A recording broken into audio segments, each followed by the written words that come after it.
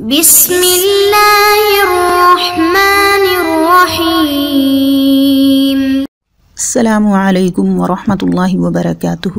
امید ہے کہ آپ سب ایمان، صحت، عافیت اور برکت کے ساتھ ہوں گے۔ آج ہم شمائل ترمذی کا سبق نمبر 5 پڑھیں گے۔ کل کے سبق میں ہم نے پہلے باب سے چند احادیث کو تفصیل کے ساتھ پڑھا تھا۔ آج انشاءاللہ حدیث نمبر 6 اور 7 کو تفصیل کے ساتھ پڑھیں گے۔ تو سب سے پہلے عبارت دیکھ لیجئے۔ بسم اللہ الرحمن الرحیم۔ وبه قال حدثنا سفيان بن وقيع قال حدثنا أبي عن المسعودي بهذا الإسناد نحوه بمعناه قال حدثنا أحمد بن عبدة الضبي البصري وعلي بن حجر وأبو جعفر محمد بن الحسين وهو ابن أبي حليمة والمعنى واحد قالوا قال حدثنا عيسى بن يونس عن عمر بن عبد الله مولى غفرة قال حدثني إبراهيم بن محمد من ولد علي بن أبي طالب رضي الله عنه قال كان علي إذا وصف رسول الله صلى الله عليه وسلم قال لم يكن رسول الله صلى الله عليه وسلم بالطويل المنمغط ولا بالقصير المتردد وكان ربعة من القوم ولم يكن بالجعد القتة ولا بالصبت كان جعدا رجلا ولم يكن بالمطاحم ولا بالمكلثم وكان في وجهه تدير أبيض مشرب أدعج العينين أهدب الأشفار جليل المشاش والكتد أجرد ذو مسربة ششن الكفين والقدمين إذا مشى تقلأ كأنما ينحط من صبب إذا التفت معا بين كتفيه خاتم النبوة وهو خاتم النبيين أجود الناس صدرا وأصدق الناس لهجة وألينهم أريكة وأكرمهم أشيرة من رآه بديهة حابه ومن خالطه معرفة أحبه يقول نائته لم أر قبله ولا بعده مثله۔ اب مشکل الفاظ کے معنی دیکھ لیجئے۔ وصفہ اوصاف بیان کرنا، حلیہ بیان کرنا، تعریف کرنا۔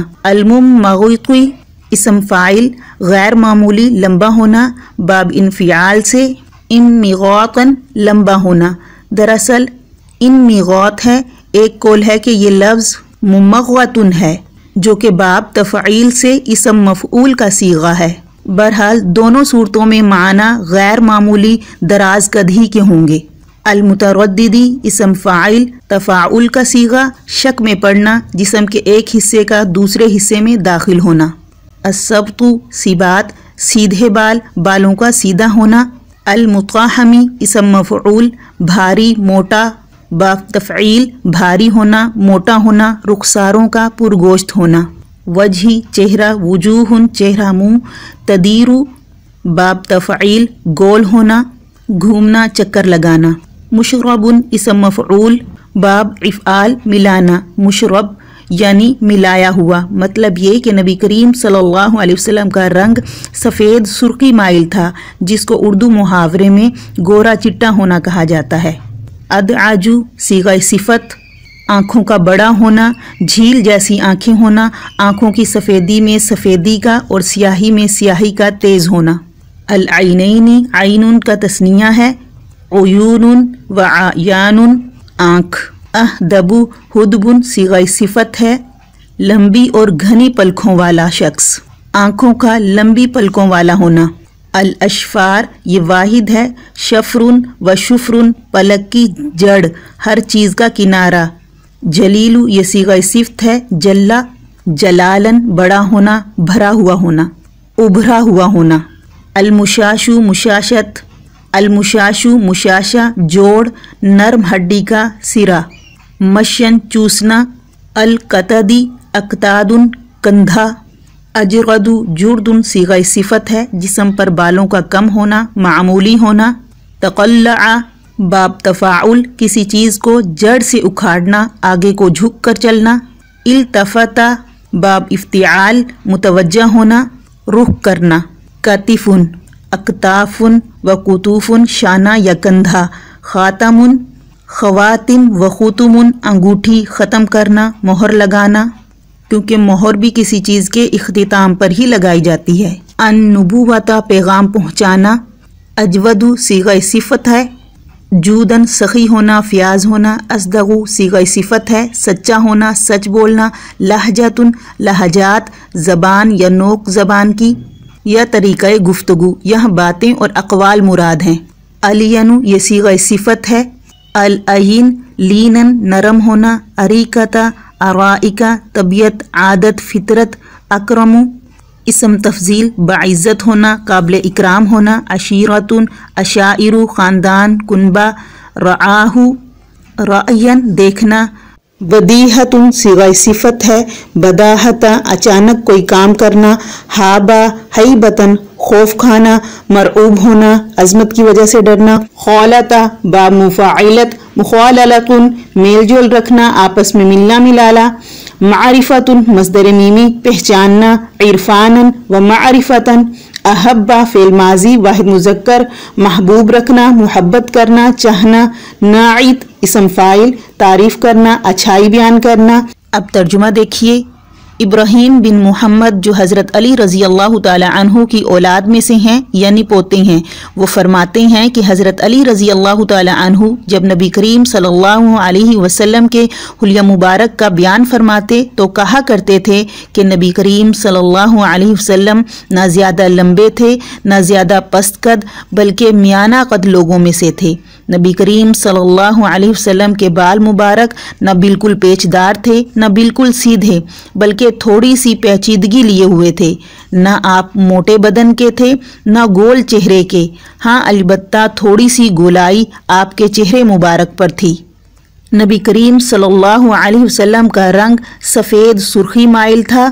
آپ کی مبارک آنکھیں نہایت سیاہ تھیں اور پلکیں دراز، بدن کے جوڑوں کے ملنے کی ہڈیاں موٹی تھیں، مثلاً کوہنیاں اور گھٹنے، اور ایسے ہی دونوں کندھوں کے درمیان کی جگہ بھی موٹی اور پرگوشت تھی۔ آپ صلی اللہ علیہ وسلم کے بدن مبارک پر معمولی طور سے زائد بال نہیں تھے۔ آپ صلی اللہ علیہ وسلم کے سینہ مبارک سے ناف تک بالوں کی لکیر تھی۔ آپ کے ہاتھ اور قدم مبارک پرگوشت تھے۔ جب آپ تشریف لے چلتے تو قدموں کو قوت سے اٹھاتے گویا کہ پستی کی طرف چل رہے ہیں۔ جب آپ کسی کی طرف توجہ فرماتے تو پورے بدن مبارک کے ساتھ توجہ فرماتے۔ آپ صلی اللہ علیہ وسلم کے دونوں مبارک شانوں کے درمیان مہر نبوت تھی۔ آپ ختم کرنے والے تھے نبیوں کے، آپ سب سے زیادہ سخی دل والے تھے اور سب سے زیادہ سچی زبان والے، سب سے زیادہ نرم طبیعت والے تھے اور سب سے زیادہ شریف گھرانے والے تھے۔ آپ صلی اللہ علیہ وسلم کو جو شخص یکا یک دیکھتا مرعوب ہو جاتا تھا، البتہ جو شخص پہچان کر میل جول کرتا تھا وہ آپ صلی اللہ علیہ وسلم کی اخلاق کریمہ اور اوصاف جمیلہ کا گھائل ہو کر آپ کو محبوب بنا لیتا تھا۔ آپ صلی اللہ علیہ وسلم کا حلیہ بیان کرنے والا صرف یہ کہہ سکتا ہے کہ میں نے نبی کریم صلی اللہ علیہ وسلم جیسا باجمال اور باکمال نہ آپ صلی اللہ علیہ وسلم سے پہلے دیکھا نہ بعد میں دیکھا۔ اب ذرا تشریح دیکھ لیجئے۔ نبی کریم صلی اللہ علیہ وسلم نہ زیادہ لمبے تھے نہ زیادہ پست قد کے تھے بلکہ میانہ قد کے لوگوں میں سے تھے، یعنی آپ صلی اللہ علیہ وسلم کا قد مبارک درمیانہ تھا۔ نبی کریم صلی اللہ علیہ وسلم کے بال مبارک نہ بالکل پیچدار تھے نہ بالکل سیدھے بلکہ تھوڑی سی پیچیدگی لیے ہوئے تھے۔ آپ صلی اللہ علیہ وسلم نہ موٹے بدن کے تھے اور نہ گول چہرے کے، ہاں البتہ تھوڑی سی گولائی آپ کے چہرہ مبارک میں تھی، یعنی چہرہ انور نہ بالکل گول تھا نہ بالکل لمبا بلکہ دونوں کے درمیان تھا۔ نبی کریم صلی اللہ علیہ وسلم کا رنگ سفید سرخی مائل تھا۔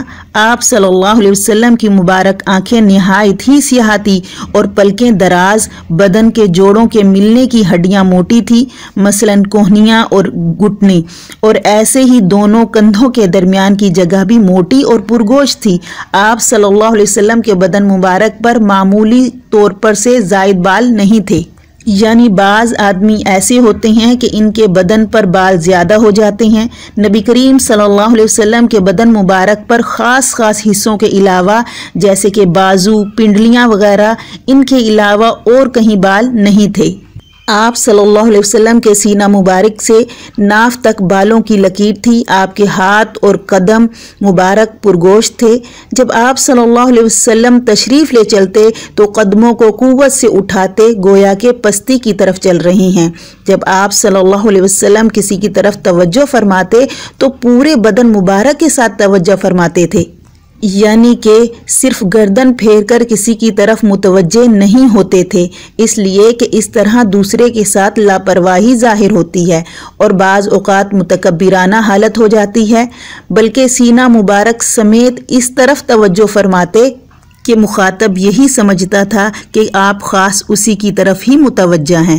بعض علماء کرام نے اس کا مطلب یہ بھی فرمایا ہے کہ جب آپ صلی اللہ علیہ وسلم توجہ فرماتے تو تمام چہرہ مبارک سے فرماتے، کن آنکھیوں سے نہیں ملاحظہ فرماتے تھے، مگر یہ مطلب یہاں پر اچھا نہیں ہے، یعنی کہ مناسب نہیں ہے۔ آپ کے دونوں مبارک شانوں کے درمیان مہر نبوت تھی۔ آپ صلی اللہ علیہ وسلم ختم کرنے والے تھے نبیوں کے۔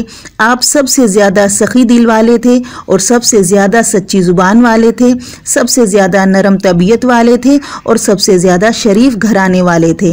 غرض کہ آپ صلی اللہ علیہ وسلم دل، زبان، طبیعت، خاندان، اوصاف ذاتی اور نسبی ہر چیز میں سب سے افضل تھے۔ آپ صلی اللہ علیہ وسلم کو جو شخص یکا یک دیکھتا مرعوب ہو جاتا تھا، یعنی آپ کا وقار اس قدر زیادہ تھا کہ اول دیکھنے والا روب کی وجہ سے ہیبت میں آ جاتا تھا۔